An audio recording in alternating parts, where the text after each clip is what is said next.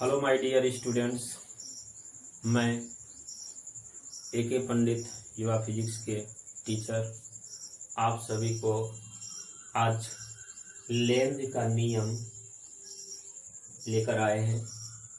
इसमें हम लोग पढ़ेंगे लेंज के नियम के बारे में तथा इसका व्याख्या करेंगे कि यह ऊर्जा संरक्षण के सिद्धांत का पालन करता है कि नहीं।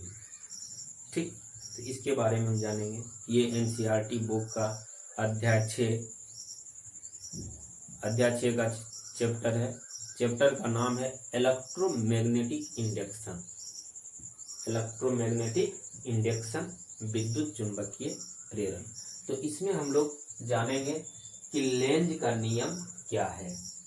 तो लेंज के नियम के बारे में हम लोग पहले जान लेते हैं कि जब किसी कॉइल या चालक से प्रेरित धारा की दिशा ऐसी होती है कि जिसके कारण कॉइल में धारा उत्पन्न होता है, उसी का वह क्या करने लगता है, विरोध करने लगता है। उसी को हम लोग क्या कहते हैं, लेंज का नियम कहते हैं। ठीक है, जैसे देखते होंगे कि जिसको आप, जैसे कहावत मैंने सुनते हैं, जिसको आप शरण देते हैं या जिसको आप मदद करते हैं, वही आपका आगे चल करके क्या करने लगता है, विरोध करने लगता है। तो उसी तरह जस्ट यहाँ पे है कि जिसके कारण कॉइल में धारा प्रवाहित होता है, वही उसका क्या करता है, विरोध करता है। इसी को हम लोग क्या कहते हैं, लेंज का नियम कहते हैं। ठीक, तो अभी इसको देखेंगे क्या कि जब किसी, देखिए यहाँ पे, जब किसी कॉइल या चालक में प्रेरित धारा की दिशा ऐसी होती है, प्रेरित धारा की दिशा ऐसी होती है जिसकी, ऐसी होती है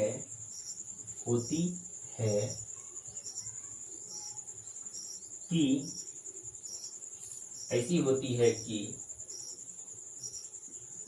जिसके कारण,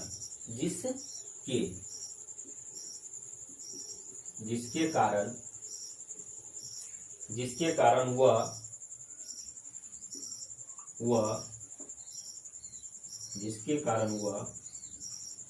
उत्पन्न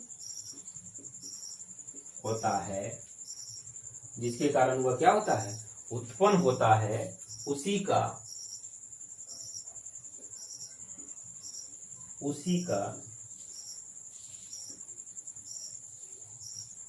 विरोध करता है।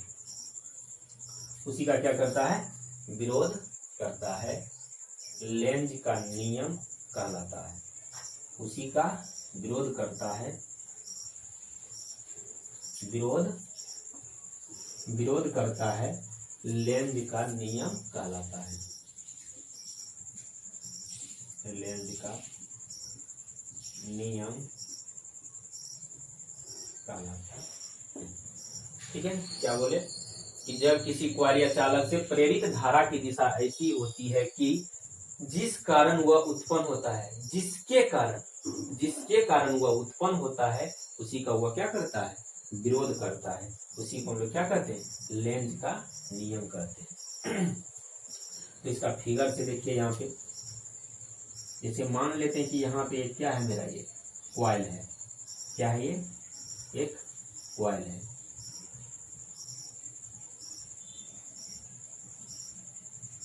ये मेरा एक कॉइल है।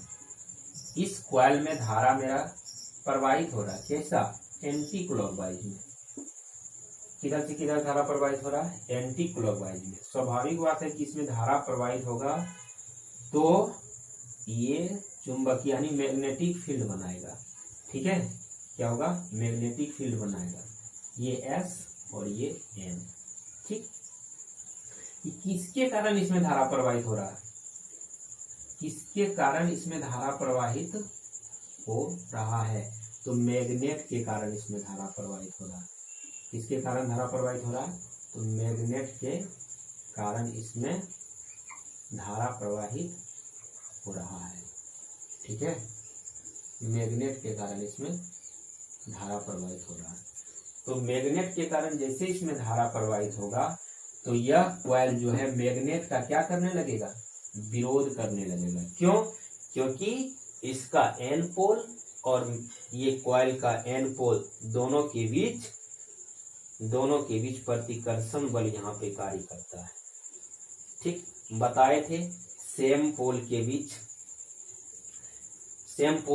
के बीच रिफ्लेक्शन फोर्स और डिफरेंस पोल के बीच एट्रैक्शन फोर्स कार्य करता है। यानी समान ध्रुव के बीच प्रतिकर्षण बल और असमान ध्रुव के बीच आकर्षण बल कार्य करता है। तो स्वाभाविक बात है कि यहाँ दोनों एक दूसरे का क्या करेगा? विरोध करेगा। वही बात यहाँ पे लिखा है कि जब किसी कॉइल या चालक में प्रेरित धारा की दिशा ऐसी होती है कि जिस कारण वह उत्पन्न होता है उसी का वह क्या करता है? विरोध करता है। उसी को हम लोग क्या कहते हैं? लेंज का नियम कहते हैं। फिगर से देखते हैं। फिगर से जब लिखते हैं यहाँ पे इसका व्याख्या कर रहे हैं, व्याख्या भी करने के लिए बोल रहा है। फिगर से जब मैग्नेट का जब चुंबक का एन ध्रुव जब चुंबक का एन ध्रुव कॉइल की ओर जब चुंबक का एन ध्रुव कॉइल की ओर गतिशील हो। कैसा हो? गतिशील रहता हो। क्या बोले? जब चुंबक का एन ध्रुव कॉइल की ओर गतिशील रहता हो तो कॉइल से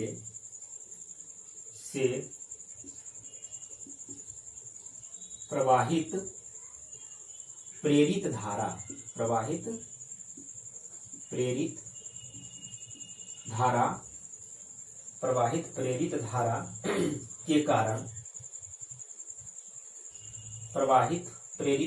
के कारण उत्पन्न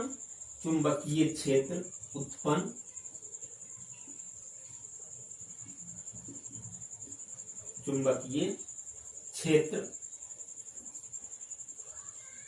एन ध्रुव एवं चुंबक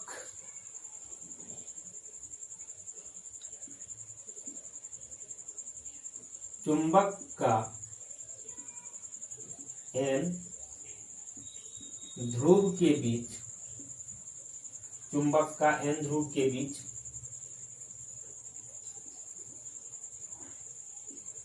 प्रतिकर्षण बल कार्य करता। कौन सा बल कार्य करता? प्रतिकर्षण बल कार्य करता है। प्रतिकर्षण बल कार्य करता है अर्थात चुंबक को कॉइल की ओर क्या? अर्थात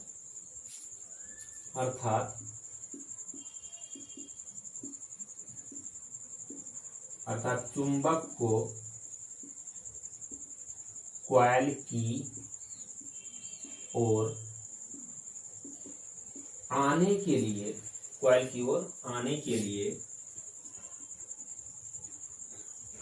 लिए विकर्षण बल यानी प्रतिकर्षण बल के विरोध कार्य करना पड़ता है। क्या करना पड़ता है? प्रतिकर्षण बल के विरुद्ध क्या करना पड़ता है? कार्य करना पड़ता है। यह आंतरिक कार्य क्या? यह आंतरिक कार्य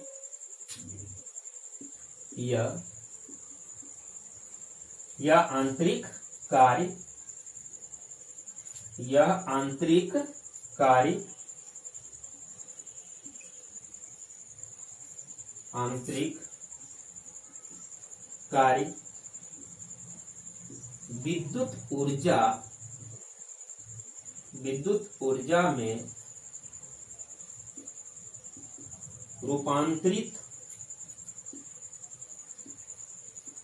रूपांतरित हो जाता है। रूपांतरित क्या होता है? हो जाता है।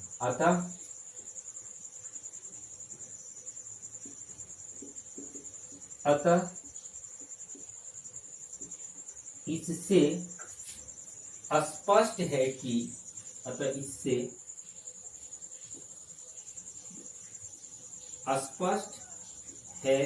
कि लेंज का नियम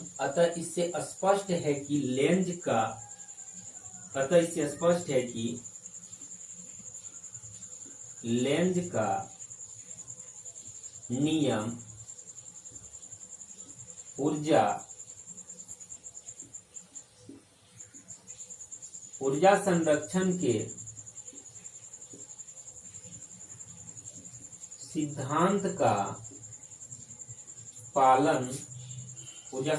सिद्धांत का पालन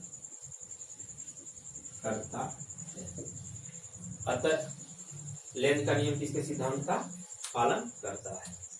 बात समझ में आ गया होगा यहाँ तक। एक बार फिर से देखिए कि जब किसी कॉइल या चालक में प्रेरित धारा की दिशा ऐसी होती है कि जिसके कारण वह क्या होता है? उत्पन्न होता है, उसी के बीच जिसके कारण वह उत्पन्न होता है उसी का वह क्या करता है?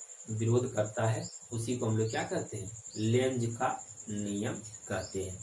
ठीक है, इसका व्याख्या क्या है? फिगर से कि जब चुंबक का एन ध्रुव कॉइल की ओर, देखिए जब चुंबक का एन ध्रुव किधर? कॉइल की ओर गतिशील हो। किधर हो? कॉइल की ओर गतिशील हो।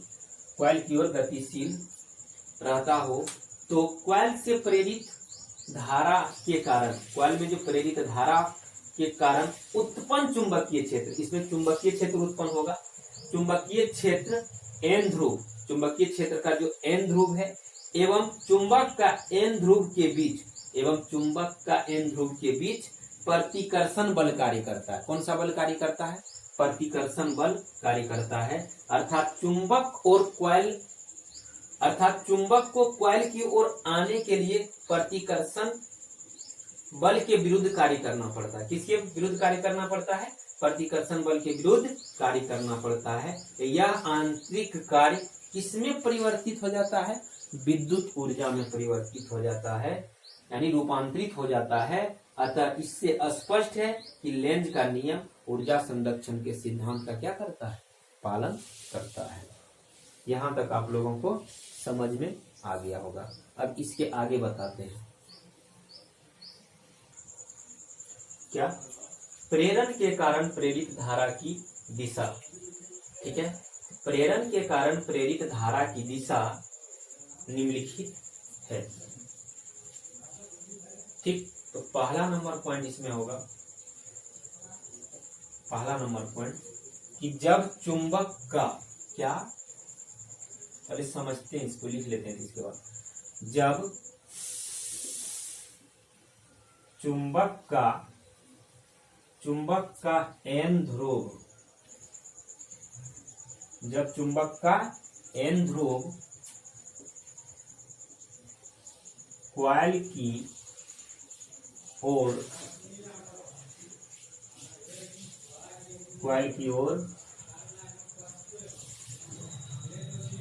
गतिशील हो तो क्या बोला? जब चुंबक का एन ध्रुव कॉइल की ओर गतिशील हो तो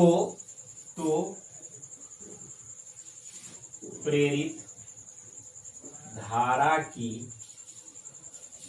दिशा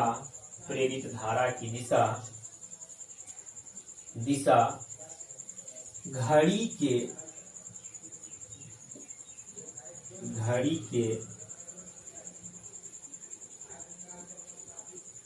विपरीत दिशा अर्थात वामवर्ती होता है। घड़ी के विपरीत दिशा अर्थात क्या होता है? वामवर्ती होता है। तो समझिए क्या बोला, जब चुंबक का एन ध्रुव कॉइल की ओर गतिशील हो तो प्रेरित धारा की दिशा घड़ी के विपरीत दिशा यानी एंटी क्लॉकवाइज में, अर्थात उसको हम लोग क्या बोलते हैं, वामवर्ती होता है। तो यहाँ फिगर से समझा जाए, मान लेते ये मेरा एक कॉइल है और ये एक मेरा क्या है, चुंबक है। यह एक मेरा क्या है, ये मेरा एन ध्रुव है और ये एन एस ध्रुव है। अब बोल रहा है कि जब चुंबक का एन ध्रुव कॉइल की ओर गतिशील हो, तो चुंबक का एन ध्रुव किधर गतिशील होना चाहिए, कॉइल की तरफ। ये कॉइल की तरफ क्या हो गया, गतिशील हो गया। ठीक है, गतिशील हो तो प्रेरित धारा की दिशा घड़ी के विपरीत दिशा में होगा। किसमें, कॉइल में। घड़ी का विपरीत दिशा ऐसी होगा, एंटी क्लॉकवाइज। प्रेरित धारा की दिशा क्या हो जाएगा, घड़ी के विपरीत दिशा में होगा। इसको हम लोग बोलते हैं ACW, एंटी क्लॉकवाइज। ठीक है, एंटी क्लॉकवाइज। और घड़ी के विपरीत दिशा में प्रवाहित करंट का जो चिन्ह होगा, इसमें यहां पे लिखते हैं,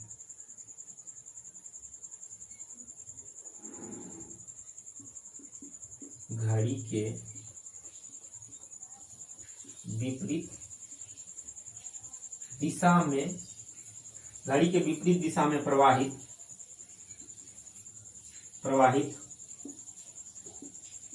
धारा का चिन्ह, धारा का क्या होगा, चिन्ह जो हो जाएगा इस टाइप का होगा। जैसे देखिए यहाँ पे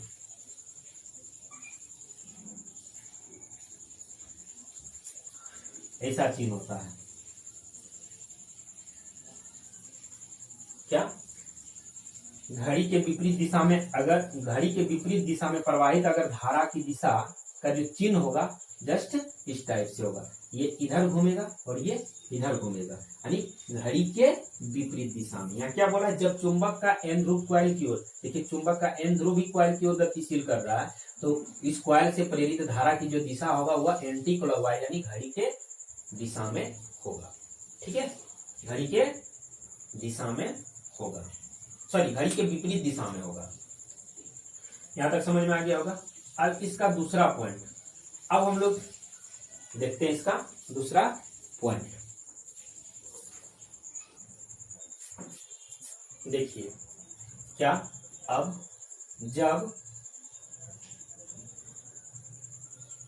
चुंबक का एन ध्रुव, कौन, जब चुंबक का एन ध्रुव कॉइल से, अब की बात किससे, कॉइल से दूर जा रहा हो, कहां, कॉइल से दूर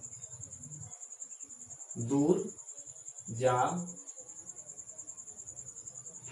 रहा हो तो, किधर जा रहा हो, दूर जा रहा हो तो कॉइल में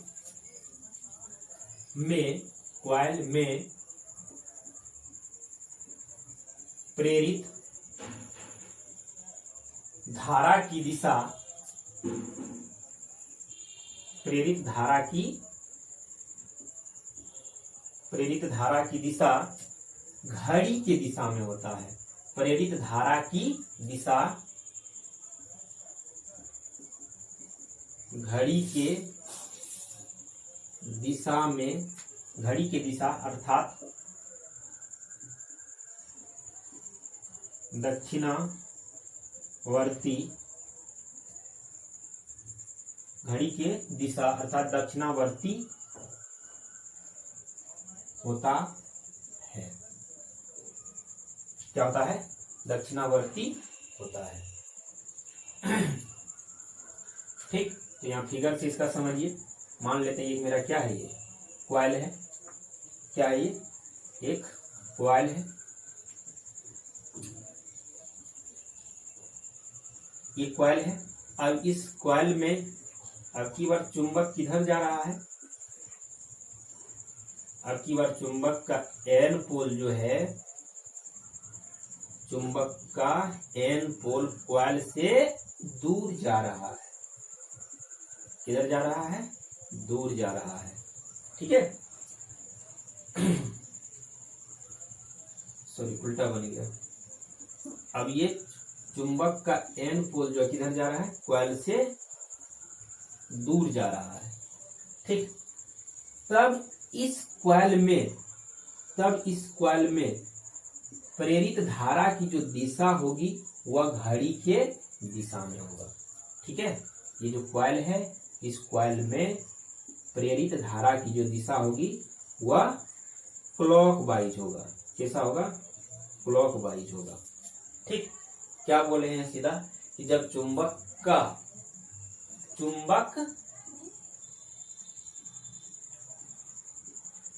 का एन ध्रुव कॉइल से दूर जा रहा हो तो कॉइल में प्रेरित धारा की दिशा घड़ी के दिशा ब्रैकेट में दक्षिणावर्ती होता है।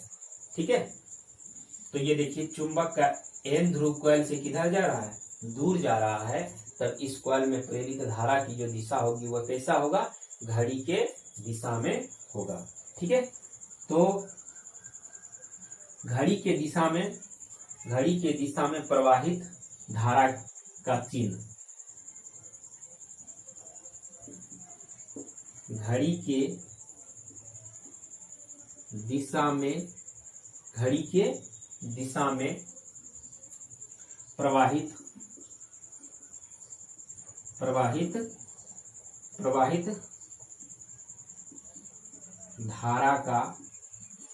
प्रवाहित धारा का चिन्ह क्या लिखे हैं? घड़ी के दिशा में प्रवाहित धारा का जो चिन्ह होगा, इसका चिन्ह हो जाएगा आपका इस टाइप का। ठीक है, घड़ी के दिशा में प्रवाहित धारा का जो चिन्ह होगा ये चिन्ह होता है। यहां तक आप लोगों को क्या समझ में आ गया होगा। आज यहीं तक रहने देते हैं, फिर इसके आगे कल बताएंगे। अभी इसमें और पॉइंट बताना है।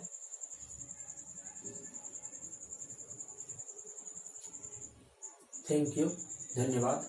वीडियो को ज़्यादा से ज़्यादा शेयर कीजिएगा। अगर अच्छा लगे तो थैंक यू, धन्यवाद।